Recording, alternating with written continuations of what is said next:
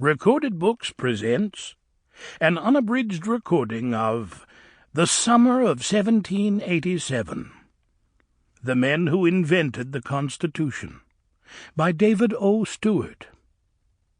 Narrated by George K. Wilson. This book is copyrighted 2007 by David O. Stewart. This recording is copyrighted 2007 by Recorded Books. Relying on the words of the delegates themselves to explore their sharp conflicts and hard bargaining, David O. Stewart takes us back to the Philadelphia Convention of 1787 and lays out the passions and contradictions of the often painful process of writing the Constitution of the United States. It was a desperate balancing act. Revolutionary principles required that the people have power, but could the people be trusted? Would a stronger central government leave room for the states?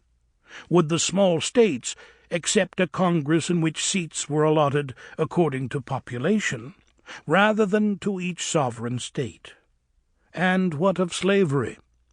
In a country continually arguing over the document's original intent, it is fascinating to watch these powerful characters struggle toward consensus, often reluctantly, to write a flawed but living and breathing document that could evolve with the nation. And now, the summer of 1787. Chapter 1.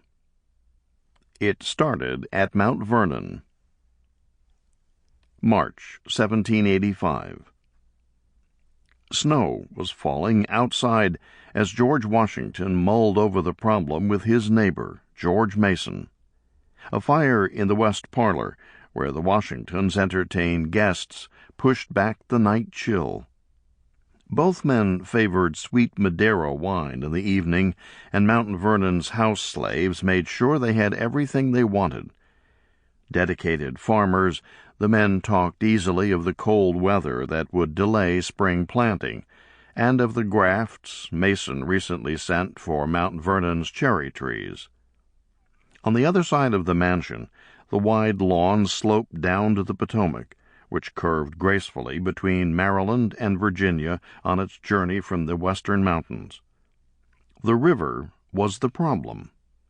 The two states were fighting over it. Sample complete. Ready to continue?